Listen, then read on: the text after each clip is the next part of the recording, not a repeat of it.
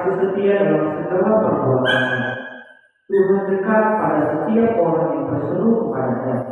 Pada setiap orang yang berseru kepadanya dalam kesetiaan, Ia melakukan kehendak orang-orang yang takut akan Dia, mendengarkan teriak mereka minta tolong dan menyelamatkan mereka. Iya.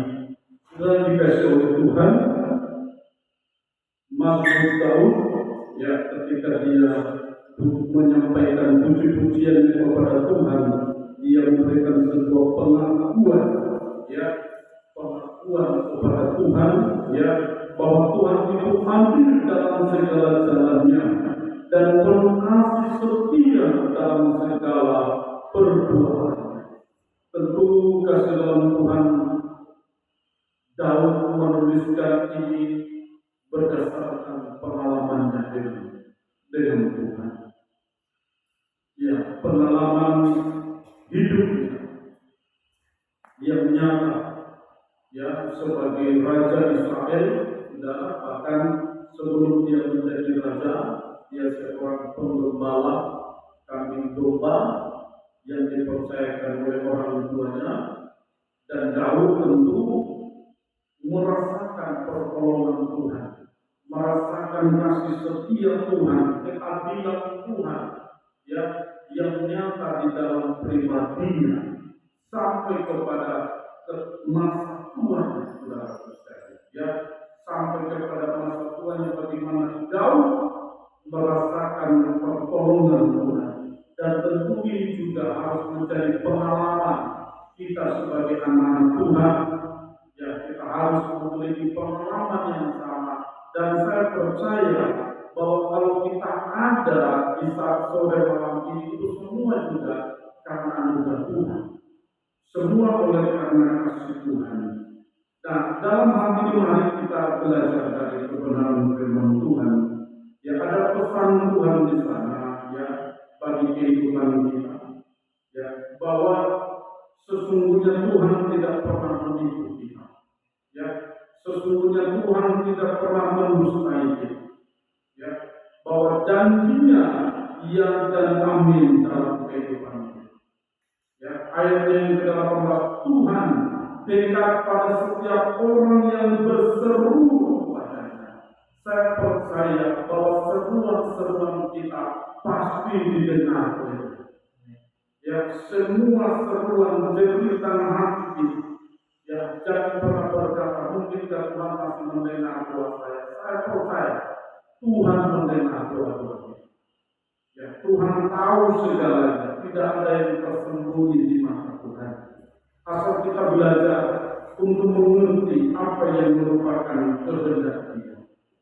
Ya, jangan juga kehidupan kita hanya menuntut Tuhan, ya, supaya Tuhan mengikuti mau kita, supaya Tuhan senantiasa mengabulkan segala doa-doa kita. Tapi satu hal yang harus kita imani, yang kita harus percaya juga, bahwa Tuhan itu sudah sekalian bukan Tuhan yang tanpa kedaulatan, artinya tanpa tatanan, tanpa prinsip. Ya, artinya bahwa Allah itu jauh lebih tahu dari kita. Amin, saudara. Sehingga ketika doa kita yang belum dijawab oleh Tuhan, bukan berarti Tuhan tidak dengar. Amin, saudara. Bukan berarti Tuhan tidak dengar. Justru saya katakan, ketika belum dikabulkan doa kita, saya percaya itu juga sebenarnya jawaban. Amin. Itu sebenarnya jawaban Tuhan dalam kehidupan kita. Kenapa? Karena Tuhan jauh lebih tahu dari setiap kehidupan kita. Nah, di situ kita ada sebuah pelajaran yang kita harus ambil. Ya, ayat 18 ulangi. Tuhan dekat pada setiap orang yang berseru kepadanya. Ya, pada setiap orang yang berseru kepadanya dalam kesetiaan. Ada yang Tuhan tuntut di sini. Ada kesetiaan. Nah, yang Tuhan tuntut adalah berseru di dalam kesetiaan. Nah, pertanyaannya, mungkinkah Kita sudah setia. Ya. Mungkinkah kita sudah melakukan apa yang Tuhan mau di dalam kesetiaan? Nah, ini penting juga bagi kita. Kenapa? Karena kalau berbicara tentang kesetiaan itu berkaitan erat dengan waktu. Amin, saudara. Kesetiaan itu berkaitan erat dengan waktu. Nah, kalau berbicara tentang waktu, saya katakan bukan apa namanya 1-2 bulan, 1 tahun 2 tahun. Karena berbicara tentang kesetiaan, sudah dikasih oleh Tuhan harus menurut waktunya Tuhan. Ya, menurut waktunya Tuhan, bukan waktunya kita. Ya, karena ini berbicara tentang kesetiaan, saya katakan berkaitan erat dengan waktu. Ayo, sudah. Abraham ketika Tuhan janjikan bahwa engkau akan menjadikan bangsa yang besar, keturunanmu seperti bintang di langit dan seperti pasir di laut. Dan saudara dikasih oleh Tuhan, itu janji Tuhan terhadap Abraham. Saudara dikasih oleh Tuhan, tetapi janji Tuhan itu harus disesuaikan dengan waktunya Tuhan. Amin, saudara. Tidak harus menurut waktunya Abraham. Waktu Abraham berangkat dari Mesopotamia, dari daerah Irak berjalan sampai ke tanah, itu proses panjang sampai dia mengerti janji Tuhan. Saudara, sampai dia mengerti janji Tuhan, sampai dia mengikuti Tuhan, sampai dia tunjukkan kesetiaan mengikut Tuhan. Ya. Jadi sudah berdasarkan Tuhan tidak harus menurut kehendak kita atau mau kita seolah-olah cukup. Saya sudah setia Tuhan. Ya, ukurannya apa? Kesetiaan kita ukurannya apa?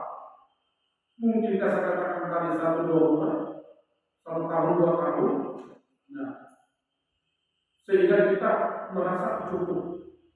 Waktunya Tuhan jawab. Oh, tidak. Karena kalau berbicara tentang Tuhan punya kedaulatan, artinya hak. Saudara sekalian, hak, apa namanya, hak yang sifatnya absolut, hak Tuhan yang tidak bisa diganggu. Itu kedaulatan. Dia berhak untuk mengatakan tidak, dia berhak untuk mengatakan ya. Karena harus sesuai dengan mau Tuhan, harus sesuai dengan timingnya Tuhan. Maka sekarang ketika Abraham menunggu janji Tuhan itu, sudah dikasih oleh Tuhan, harus sesuai dengan waktunya Tuhan. 25 tahun, 25 tahun Abraham menanti janji. Sudah dikasih itu bukan waktu yang yang pendek, waktu yang panjang. Tapi di sini kasih dalam ruang tentu kita juga belajar. Ya, dari kehidupan Abraham sebagai bapak orang percaya. Tapi jangan lupa juga yang menulis ini juga adalah Raja Daud. Amin, saudara. Nah, Raja Daud punya pengalaman juga. Kalau berbicara tentang waktu, Daud punya pengalaman. Waktu Daud diurapi menjadi raja oleh Samuel di rumahnya di Bethlehem, secara hukum Tuhan sah Daud sudah menjadi raja. Amin. Karena Samuel yang raja, utusan Tuhan, sah Daud menjadi raja. Tetapi pada waktu itu, secara de facto, faktanya saudara sekalian, ya, Saul masih menjadi raja. Saul menjadi raja, masih menjadi raja. Sudah. Maka ketika peristiwa Daud mengalahkan Goliat, Daud mengalahkan Goliat, itu posisi Daud sudah diurapi. Nah, saudara, dia sudah diurapi menjadi raja. Ya, ketika dia pergi menghentak makanan karena diutus bapaknya, karena kata-kata Daud sementara berperang ada judi dan pertempuran menghadapi bangsa Filistin dengan Goliat. Itu peristiwa penerapan Daud menjadi raja sudah terjadi satu bulan lalu, satu minggu lalu, sehingga peristiwa Daud kasih dalam Tuhan pergi untuk melihat-lihat peristiwa peperangan itu dimarah oleh kakak-kakaknya.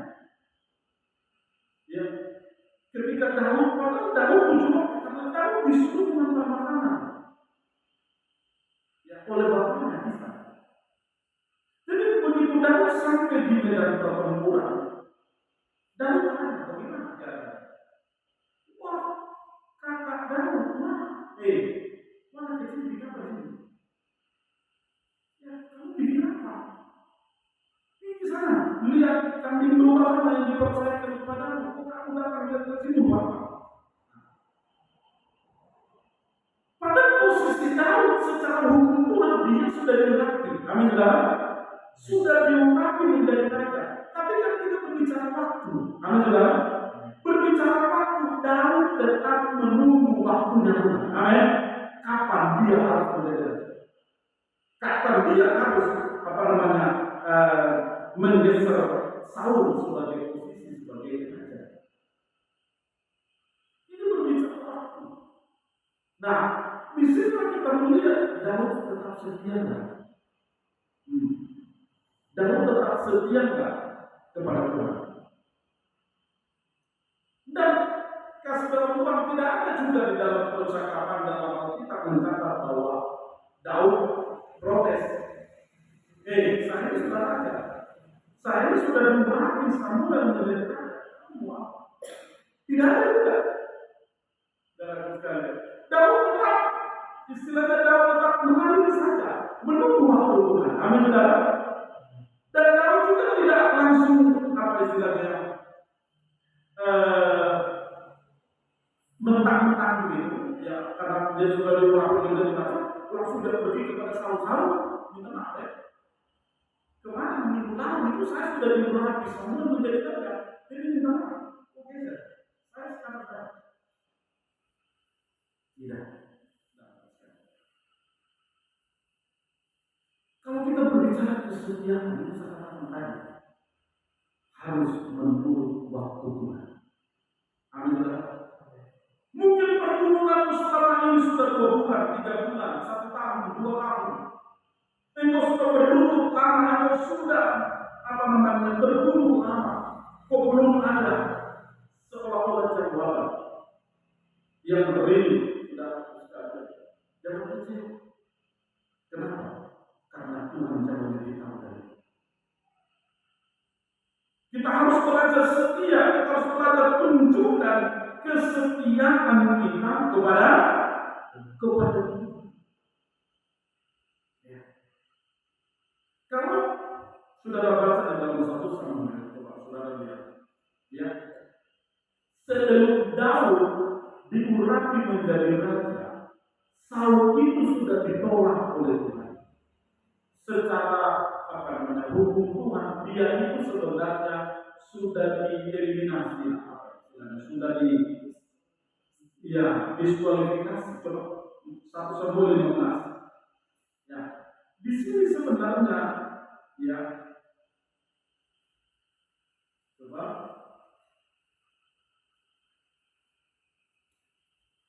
ketika 1 Samuel 15 itu Saul ditolak sebagai raja, itu kisahnya. Dalam 1 Samuel 15, Saul ditolak menjadi raja karena dia tidak benar. Sudah ditolak. Nah, dan yang menolak Tuhan, bukan manusia. Yang menolak adalah Tuhan. Ya. Nah, ayatnya yang ke-34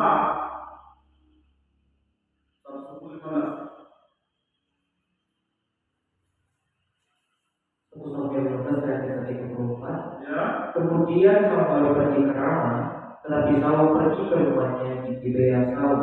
Ya, Sampai hari matinya Samuel, tidak melihat Saul lagi, tetapi Samuel berduka cita karena Saul, dan Tuhan menyesal karena ia menjadikan Saul raja.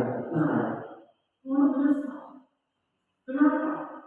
Dalam hal ini karena Daud, karena Saul tidak menurut mau Tuhan. Karena Saul menurut maunya manusia, menurut egonya, dan Saul ditolak menjadi raja. Nah, pasal ke-16, saudara sekalian, Tuhan langsung berfirman pada ayat yang ke-1. Berfirman Tuhan Kepada Samuel, berapa lama lagi engkau berduka cita karena Saul? ya, Bukankah dia telah kutolak sebagai raja atas bukankah ini Tuhan sendiri yang ngomong, bukankah ia telah kutolak sebagai raja? Ini sudah dieliminasi Tuhan, sudah ditolak. Terus isilah tabung-tabungmu dengan minyak dan pergilah. Aku mengutus engkau kepada Isai orang Betlehem itu, sebab dia para anak-anaknya telah kupilih seorang raja bagiku. nah, ini pilihan Tuhan bahwa aku telah memilih menetapkan salah satu anak dari Isai untuk menjadikan raja. Pergilah ke sana. Nah, nanti di dalam pasal yang ke-16 ini kita melihat bagaimana kalau ayatnya kita baca saja. Yang kedua, 12 langsung 12. kemudian disuruhnya menjemput dia bermerah-merahan, matanya indah dan panas sewaknya. Lalu Tuhan berfirman, bangkitlah, urutilah dia, sebab inilah dia. Nah, ini pilihan Tuhan. 13, Samuel mengambil tanduk yang berisi minyak itu dan mengurapi Daud di tengah-tengah saudara-saudaranya. Sejak hari itu dan seterusnya berkuasalah roh Tuhan atas Daud. Lalu berangkatlah Samuel menjadi nah, ini upacaranya, ritualnya, upacara pelantikan Daud menjadi raja adalah penghormatan, dan itu Tuhan yang suruh. Artinya secara hukum Tuhan dia sah. Amin, saudara. Sah menjadi raja. Dan siapa mau protes? Karena itu langsung dari Tuhan. Tetapi ketika sudah terjadi kasih dalam Tuhan, apakah Daud langsung tergesa-gesa gitu? Setelah dia kurang menjadi raja, langsung dia pun jadi langsung dia ambil kudanya, langsung dia pergi ke istana Saul, langsung, "Woi Saul, kau pilih, saya sudah bilang." Tidak ada kisah itu. Karena memang Daud tidak berbuat demikian. Karena Daud menunggu waktu yang terbaik kasih dalam Tuhan.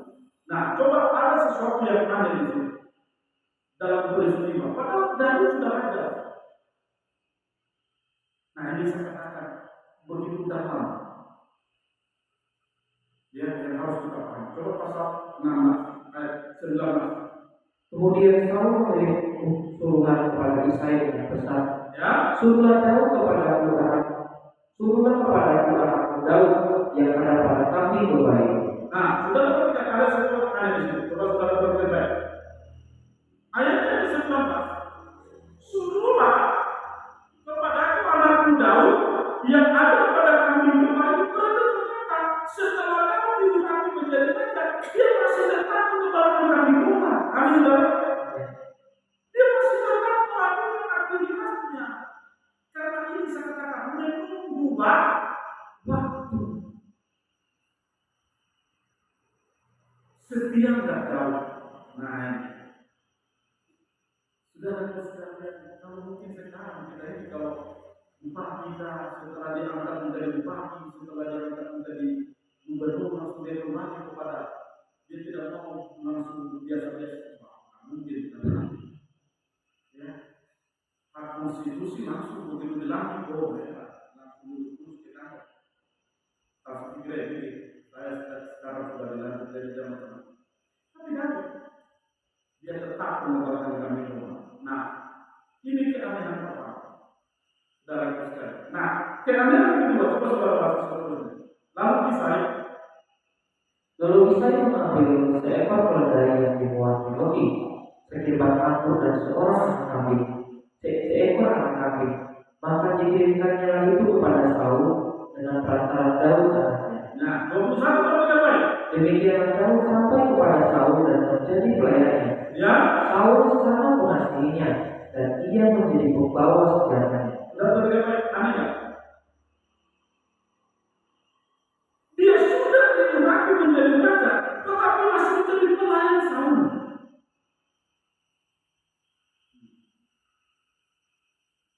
Sudah diurapi dia menjadi raja. Tetapi kita melihat di sini, dia dijadikan pelayan Saul. Apa tugas saudara? Pembawa senjata. Apa ajudannya? Ajudan. Kalau mungkin saya sudah di Saul. Macam-macam, Tuhan dari pelayan, saya sudah raja. Saya sudah diurapi Tuhan. Kamu yang harus menjadi pelayan saya, karena kamu sudah ditolak Tuhan. Tapi Daud tidak begitu. Luar biasa. Sudah diurapi menjadi raja masih rela menjadi pelayan. Luar biasa. Karena kita berbicara tentang waktu. Daud tidak mau menyingkirkan orang dengan emosi dagingnya. Dia serahkan semua kepada Tuhan. Dia tidak mau. Sudah. Bahkan nanti sudah baca di selanjutnya pasal 17. Di situ semakin luar biasa sekali. Ya, karena terjadi peperangan antara Goliat dengan Saul.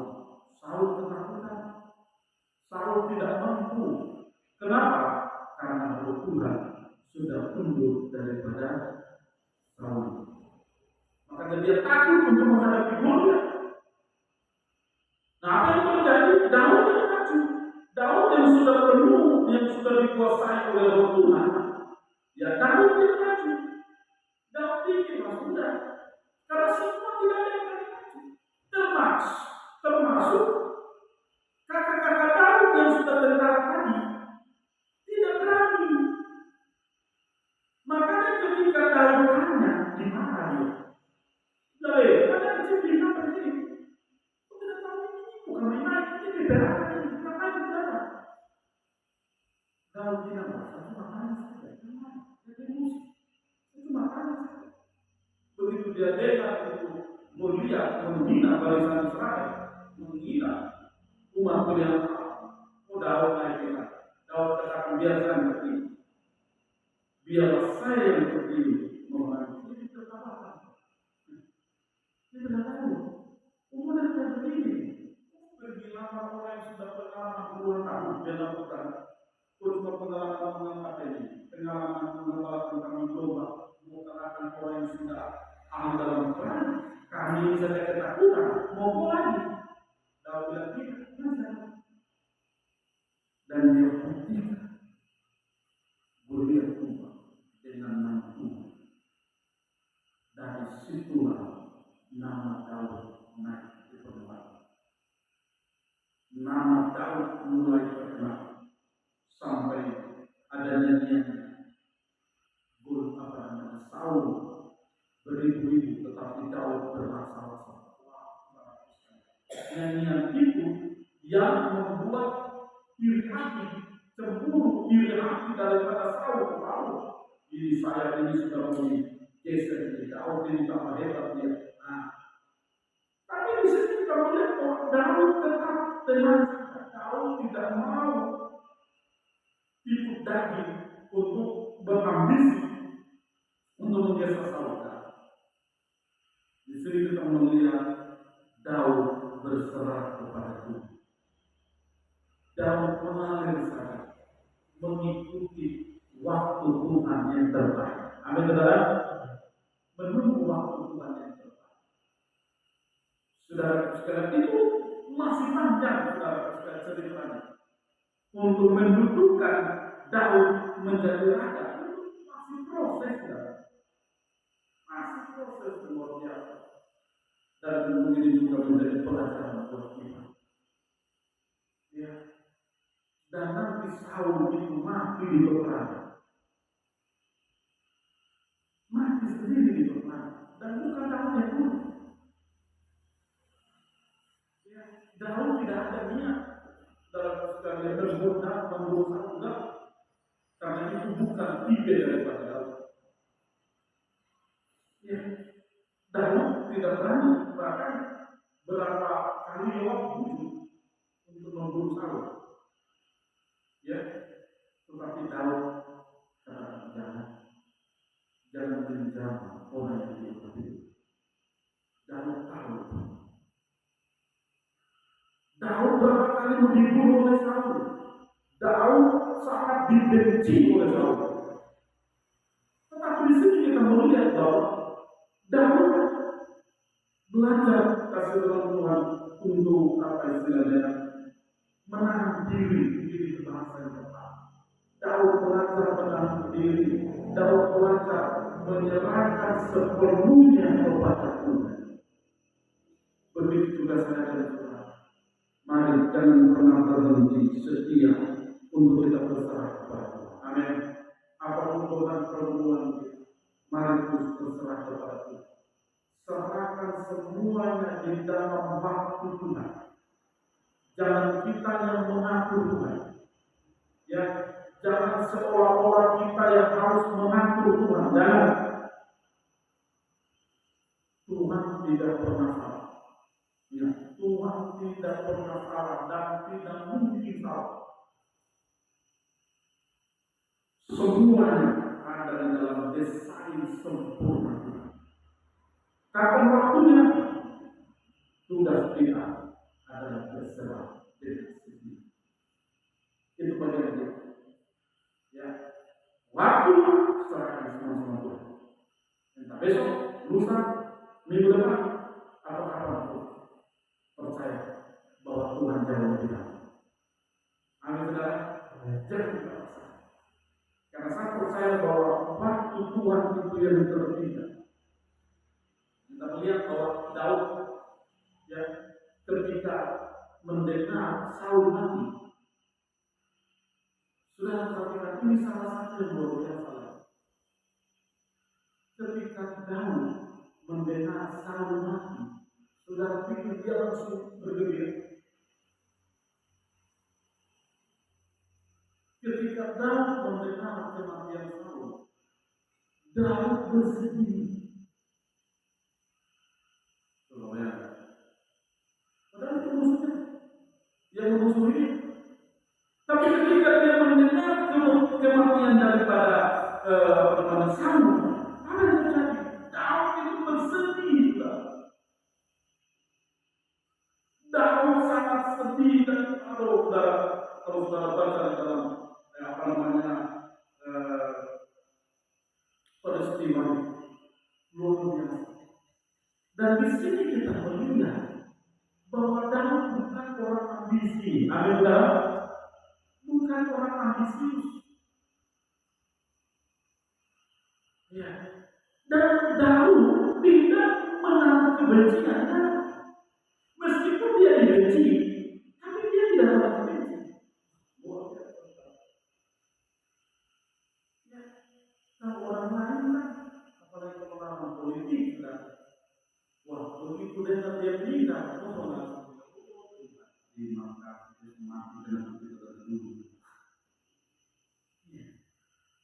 Rasa-rasanya mungkin kita bisa langsung langsung bikin cara syukur. Ya, langsung potong ayam tuh. Potong ayam, potong rumah. Kita pesta dulu. Daud tidak begitu sudah. Malah Daud ketika dia mendengar Saul, saudara sekalian, mati. Bagaimana Daud dia bersedih hati sehingga bagaimana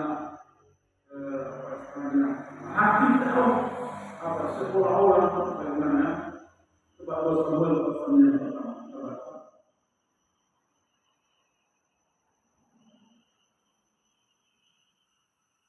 Judulnya di mana? 2 Samuel pasal 1, Daud menerima kabar kematian Saul. Nah, Daud menerima kabar kematian Saul. 2 Samuel pasal 1. Nah, kita melihat Yang pertama, ya, setelah Saul mati dan ketika Daud kembali sudah memukul semua orang Amalek dan tinggal 2 hari di Ziklag, maka datanglah pada hari ketiga seorang dari tentara dari pihak Saul dengan pakaian yang terkoyak-koyak dan tanah di atas kepala. Ketika ia sampai kepada Daud, sujudlah ia ke tanah dan menyembah. Bertanyalah Daud kepadanya, "Dari manakah engkau?" Jawabnya kepadanya, "Aku lolos dari tentara Israel." Bertanyalah pula Daud kepadanya, "Apakah yang terjadi? ya, Coba ceritakan kepadaku."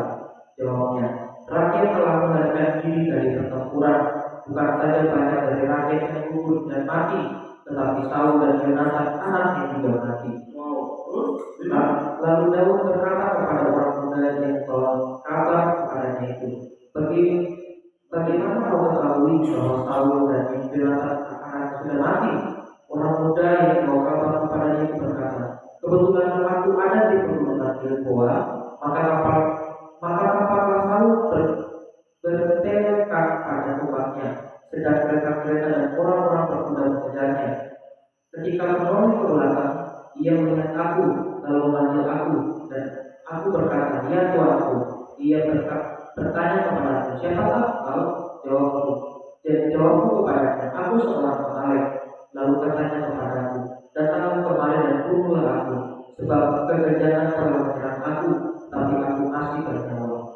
Aku datang ke dekatnya dan membunuh dia, sebab aku tahu dia tidak dapat hidup terus setelah jatuh. Aku mengambil jejamah yang ada di kepalanya dan gelar yang ada pada lengannya, dan inilah dia kubawa kepada tuanku." sudah perhatikan baik. Ini orang yang bodoh. Ya, dia melaporkan apa adanya kepada Daud dan dia bikin Daud senang. Mendengar apa ini? Coba lanjut. Lalu Daud memegang pakaiannya dan memuliakannya, dan semua orang yang bersama-sama dengan dia berbuat demikian juga.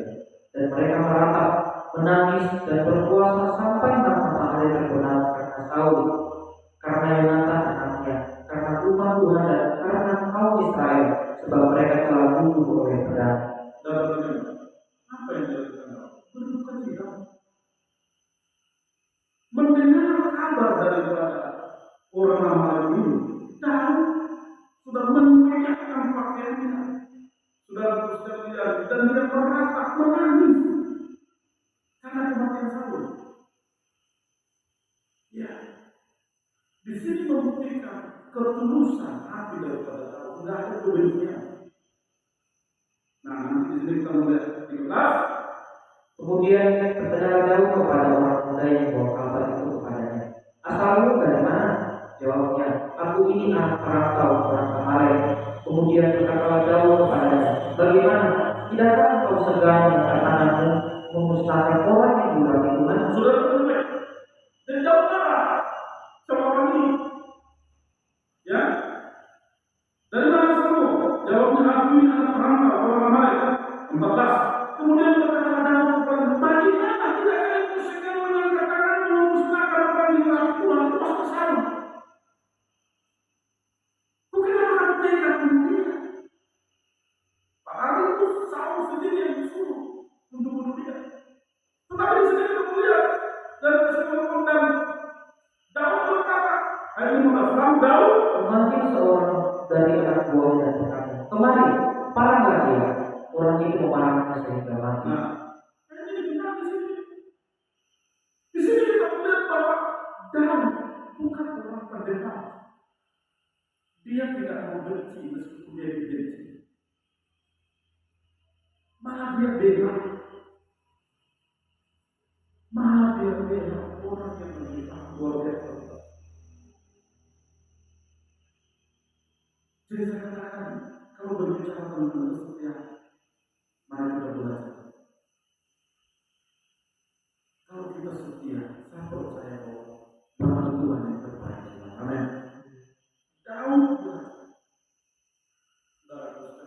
Meskipun Daud dia sudah diurapi menjadi raja, ya, tapi dia tidak dalam hal ini kasih dalam Tuhan membawa dirinya seolah-olah dia orang yang berkedudukan tinggi atas dia, arogansi begitu hati.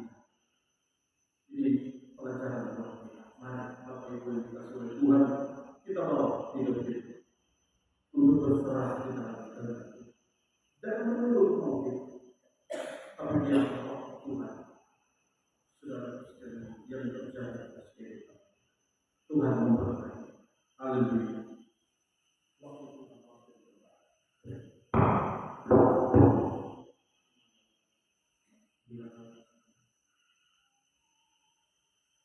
Bila kau izinkan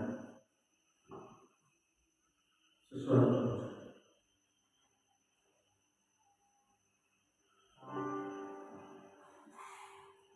haleluya, kita segera bersujud menyembah Tuhan.